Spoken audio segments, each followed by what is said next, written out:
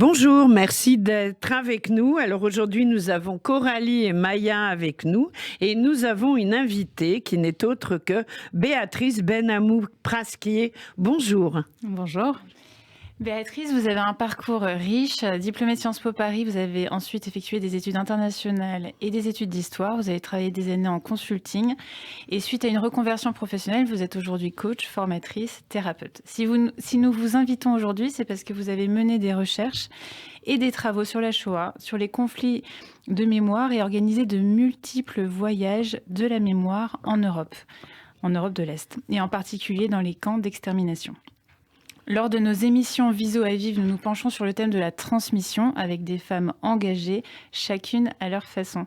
Et l'idée est de voir ensemble ce matin comment on peut transmettre la mémoire de la Shoah, comment on peut le faire avec justesse et précision, parce que je sais que ça vous tient à cœur. Alors tout simplement, comment vous en êtes arrivé à faire ce travail d'histoire sur la Shoah? Comment vous êtes plongé avec minutie dans ces recherches? Eh bien, alors, évidemment, le fait que ma famille vienne entièrement de Pologne, mais des deux côtés, a certainement été déterminant. Maintenant, il y a une particularité, c'est que des deux côtés, mes grands-parents qui ont passé la guerre en Pologne n'ont pas été déportés. Aucun n'a été déporté, ils ont été cachés. Et il y a même une particularité encore plus forte du côté de la famille de ma mère, puisque la famille de ma mère a été entièrement sauvée, s'est cachée, alors tous un peu partout en Sibérie, en France, beaucoup en Pologne, et ils se sont retrouvés après la guerre au Brésil. Mais ils n'ont pas été déportés, ils ont tous survécu. Ce qui est vraiment une aberration de l'histoire. C'est bien plutôt. C'est bien, mais c'est ce qu'on appelle une aberration de cette histoire. Oui, oui. Et il se trouve que moi, j'ai eu la possibilité de faire un voyage à Auschwitz quand j'ai eu 18 ans. Mon père organisait ce voyage avec le père Patrick Desbois et un historien extraordinaire qui est Marcello Pezzetti, spécialiste d'Auschwitz. Et il m'a demandé si je voulais participer. Je suis partie lors de ce voyage et ça a été un voyage assez spécial parce que j'étais avec des étudiants en histoire. Moi, j'étais partie pour faire un voyage de recueillement et je me suis retrouvée avec des étudiants en histoire qui étaient à Lyon 3, à Lyon 2 et qui étaient impliqués dans le combat contre le négationnisme. Et c'était un voyage très, très, très important pour moi. Et depuis, effectivement, je ne pouvais plus ne pas y aller à chaque fois qu'il y avait la possibilité. J'ai commencé à organiser des voyages pour l'UEJF, faire des voyages pour les jeunes des partis politiques, pour des journalistes, pour plusieurs personnes. Et puis, je suis partie étudier en Pologne moi-même et travailler sur cette question. C'était à Cracovie, je crois. J'ai vécu à Cracovie 1 an. J'ai fait des recherches donc, sur Auschwitz. Je me suis penchée sur la question de... mon sujet, principalement, c'était la construction de la mémoire à travers la représentation de l'histoire. Et voilà, j'ai eu la possibilité de faire un livre avec un survivant des Sonderkommando, Shlomo Venezia. On en parlera juste après. Oui. Alors, quand vous viviez à Cracovie, vous viviez dans le quartier juif. Et vous travaillez sur la Shoah. Comment on se sent quand on travaille toute la journée sur des travaux académiques autour de la Shoah et qu'on vit dans le quartier juif? Alors, moi, je vivais effectivement en plein cœur du quartier juif de Cracovie, qui est un quartier resté complètement intact. C'est-à-dire que vraiment, c'est un des rares endroits de Pologne où vous trouvez encore toutes les synagogues sur pied. Et le quartier a toujours une âme et on la ressent vraiment. J'ai pu y vivre parce que pour moi, c'était évident, mais fondamentalement, c'est-à-dire très intrinsèquement, c'était évident que la vie pour moi dans ce quartier s'était arrêtée en 39-40. Et c'est vrai, c'est la vérité, puisque le ghetto a été déplacé dans un autre quartier de Cracovie, parce que ce quartier-là était trop près du château de Wawel, qui était le siège du gouverneur général. Et donc, ils ont déplacé les Juifs et le ghetto ailleurs. Donc, factuellement, c'est une vérité. Il n'y a pas eu de rafle dans cet endroit. Et c'est pour ça que cet endroit a été préservé et n'a pas été détruit. Et maintenant, comment j'ai pu faire ce travail, je ne sais pas comment vous dire.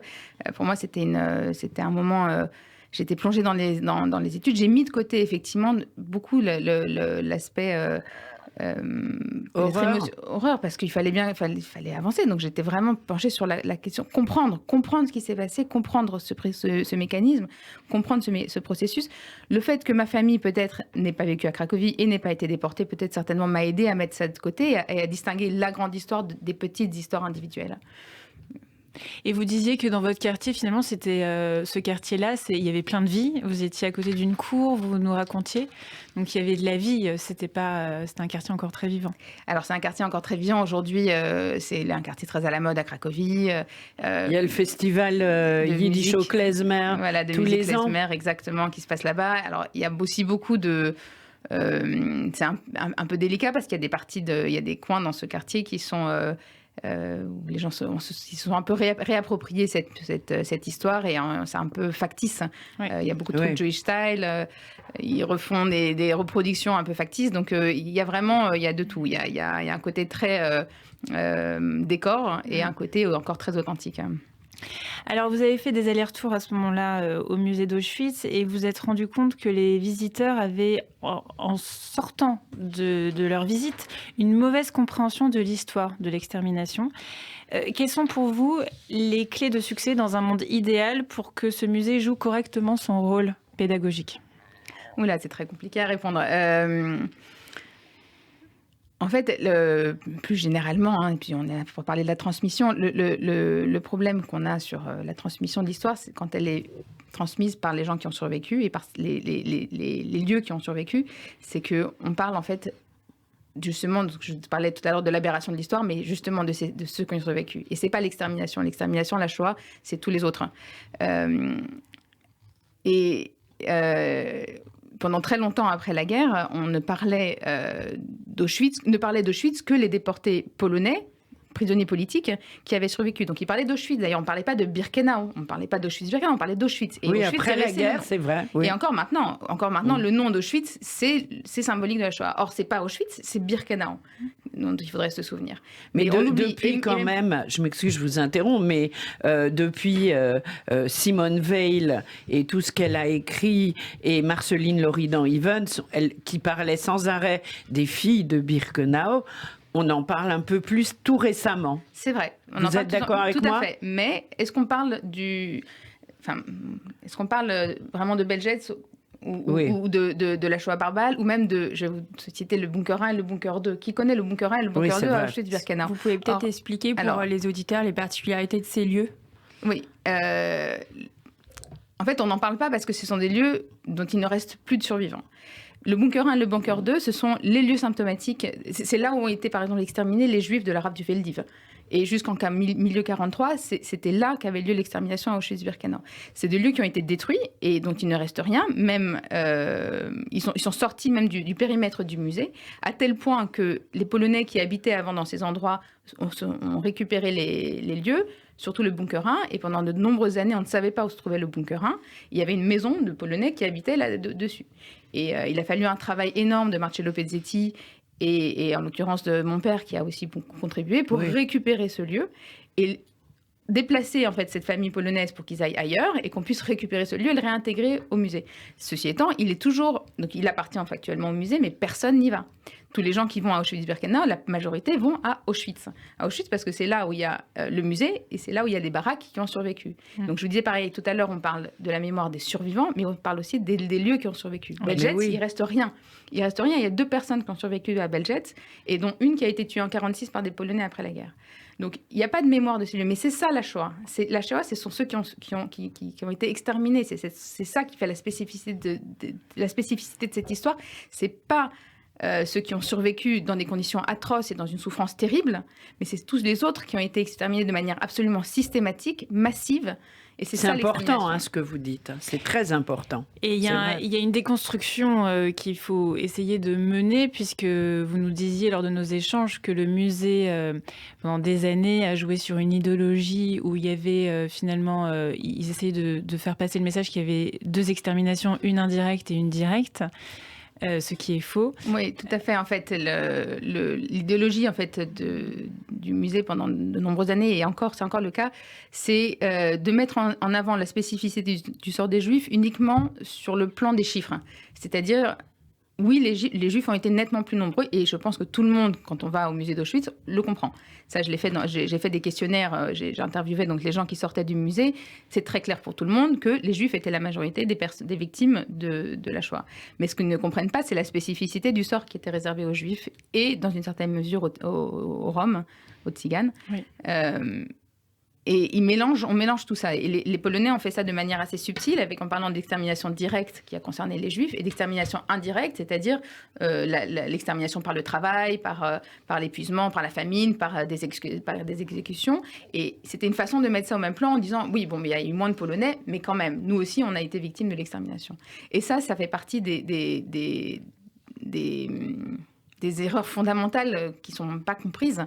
C'est en quoi l'extermination et la Shoah étaient si spécifiques. Donc, en fait, finalement, ce que votre travail montre, c'est que par nature, par essence, ce qui est arrivé aux Juifs et aux Roms était différent de ce qui est arrivé aux Polonais. Mais en fait, là où c'est un peu compliqué, enfin de ce que je comprends, des dialogues entre les Juifs et les Polonais, c'est que les Polonais eux-mêmes, ils se sentent frustrés, ils ont l'impression qu'à l'inverse, on parle pas assez de leur souffrance. Parce que finalement, c'est vrai que par exemple, dans la communauté juive, moi, j'avais jamais entendu parler de la souffrance des Polonais.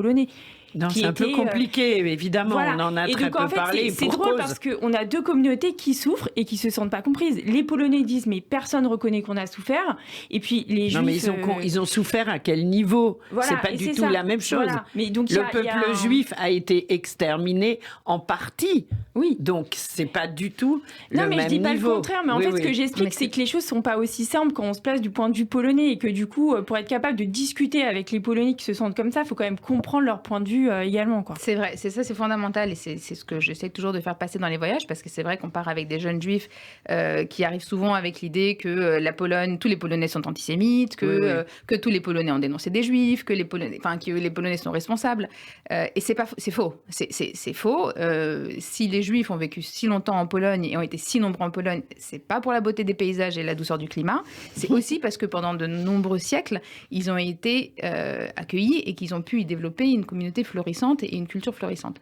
Donc les choses sont pas si simples qu'on voudrait le faire montrer, et c'est pas à nous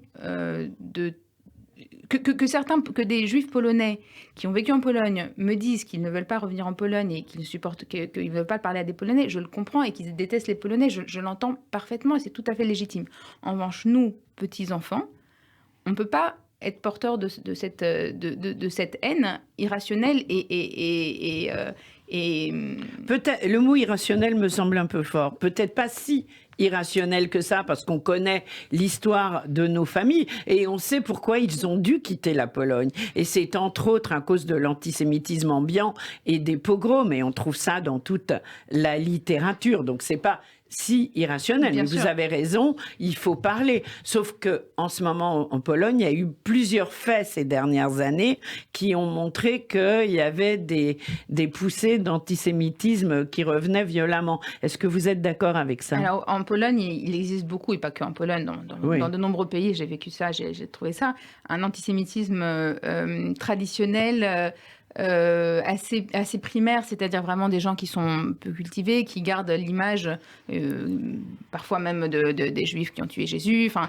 il y a vraiment encore cet antisémitisme de base, même pas, qui parfois ne se manifeste pas comme une haine des Juifs, mais simplement comme des préjugés qu'ils ont tellement intégrés qu'ils pensent que c'est tout à fait normal. Ils ne voient pas le problème. Et ça, je l'ai vécu plusieurs fois en Pologne, je l'ai su. Alors, concrètement, sur place, quand vous organisiez des voyages, et cette année, on en parlera tout à l'heure, vous en organisez un nouveau, quels sont les parcours que vous organisez, que vous préparez? Quels sont les enseignements principaux que vous voulez faire passer?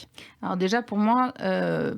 faire un voyage en Pologne sans aller dans un des 3 camps d'extermination que sont Belzec, Treblinka ou Sobibor, pour moi, c'est passer à côté du but de ces voyages. C'est pour ça que je pense que les voyages d'une journée sont trop courts pour vraiment comprendre. On ne peut pas dormir dans son lit le soir, dormir dans son lit le lendemain, bien manger et juste aller vite fait courir, aller voir le musée et penser que ça y est, on a fait... Alors, tout dépend de ce qu'on entend par devoir de mémoire, hein, mais pour moi, notre rôle, c'est de transmettre cette histoire. Et pour la transmettre, il faut la comprendre. Et l'histoire, comme je disais, c'est pas l'histoire des survivants, c'est l'histoire de l'extermination. Et l'extermination, c'est principalement les camps de l'opération Reinhardt, Treblinka, Sobibor, Belzec, la Shoah par balle, Birkenau, effectivement, Chemno éventuellement. Voilà, c'est ça, c'est ça l'extermination et la Shoah. Donc, pour moi... Et par ailleurs, parce que vous me parliez du séjour et de l'itinéraire en Pologne, on ne peut pas comprendre ça sans aussi comprendre ce qu'a été la vie des Juifs en Pologne avant la guerre. Donc, quand j'organise un voyage en Pologne, je m'assure qu'effectivement, on passe du temps, minimum une journée et demie, si possible 2 à Auschwitz-Birkenau, parce que ça prend beaucoup de temps, qu'on aille voir un autre camp d'extermination et qu'on comprenne aussi la vie des Juifs en Pologne avant la guerre. Parce que les Juifs et la Pologne, c'est pas l'histoire de 39-45. C'est des siècles d'histoire après. Bien sûr. Bien sûr. Je voudrais qu'on passe un peu de temps à parler de quelqu'un qui a été très important dans votre travail de mémoire et je pense aussi dans votre vie personnelle. Donc un rescapé qui a joué un rôle particulier, Shlomo Venezia, vous avez écrit sa biographie. Shlomo Venezia était dans les Sonderkommando. Alors pourquoi vous êtes lancé, enfin comment ça s'est fait en fait de se lancer dans ce travail assez aride en fait d'écriture d'une biographie difficile. Et puis si vous pouvez nous en dire un peu plus sur cette relation que vous aviez avec Shlomo Venezia. J'ai rencontré Shlomo Venezia lors de ce voyage quand j'avais 18 ans. On a eu un lien très fort immédiatement avec lui comme avec l'historien Marcello Pezzetti. Et effectivement, ensuite, je suis partie en Italie, j'ai vécu quelque temps là-bas, j'ai étudié avec eux, j'ai travaillé avec eux. Et j'étais de plus en plus proche de Shlomo, effectivement, que j'allais voir souvent et que j'ai considéré comme un grand-père. Il me traitait aussi comme sa petite fille. Et on était vraiment très proches. Et quand il a décidé, effectivement, qu'il était temps pour lui d'écrire ses mémoires, il m'a demandé de le faire avec lui. C'était un travail très difficile puisque Shlomo était survivant des Sonderkommando, c'est-à-dire ce sont les Juifs qui ont été forcés de travailler dans les chambres à gaz. Donc, pour le coup, ce sont les témoins les plus directs et les plus proches de l'extermination. Et alors du coup, je rappelle le titre de l'ouvrage que vous avez écrit avec Shlomo Venezia, donc Sonderkommando dans l'enfer des chambres à gaz, aux éditions Albin Michel. Oui. Et que vous avez traduit aussi en français. Voilà. Ah oui, on l'a écrit en italien. C'est vrai que on a fait les interviews, tout était fait en italien, mais j'ai écrit le livre en français et qu'il a été traduit ensuite dans une vingtaine de langues, dont l'arabe d'ailleurs, l'arabe et le persan. Il existe. Vous parlez polonais ? Je me débrouille un peu en polonais, je survis en polonais. Non, je demande par rapport parce que vous avez fait un travail d'historienne. Est-ce que les documents, enfin, est-ce que vous y arriviez ? Oui, il y avait beaucoup de documents parce que j'ai beaucoup travaillé ça. sur l'histoire du musée, donc l'histoire du musée c'était en polonais. Donc oui, je parlais mieux que maintenant, mais je parlais un peu polonais. Alors ces voyages, vous avez fait une longue pause et cette année vous en refaites un. Vous avez ressenti le besoin d'y retourner ? Oui, ça faisait 10 ans effectivement que j'avais pas été en Pologne. J'avais passé vraiment 10 ans là-bas et on a décidé que c'était le moment de refaire ce voyage pour tous les gens qui n'avaient pas pu le faire à l'époque où on les organisait, notamment avec l'UEJF. Et donc on refait un voyage en mai, du 24 au 29 mai, avec l'association Pitchipoy. Alors, Pitchipoy a un site, j'imagine, et donc on peut se renseigner. Non, il n'y a pas de site, mais on va vous envoyer on fera en sorte de transmettre les informations. Voilà. Bien. Merci Béatrice. Vous êtes Merci la preuve beaucoup. Béatrice Benamou Prasquier. Exactement. Et très très vite, 30 secondes, les actualités de la Viso. Oui, tout à fait. Juste pour rappeler rapidement que Viso France a écrit un livre, donc Mémoire d'exil, rédigé par 50 Viséennes, qui raconte en fait ce sont des textes de témoignages de Viséennes qui ont quitté leurs différents pays d'origine, l'Algérie, l'Égypte, le Liban, le Maroc et la Tunisie.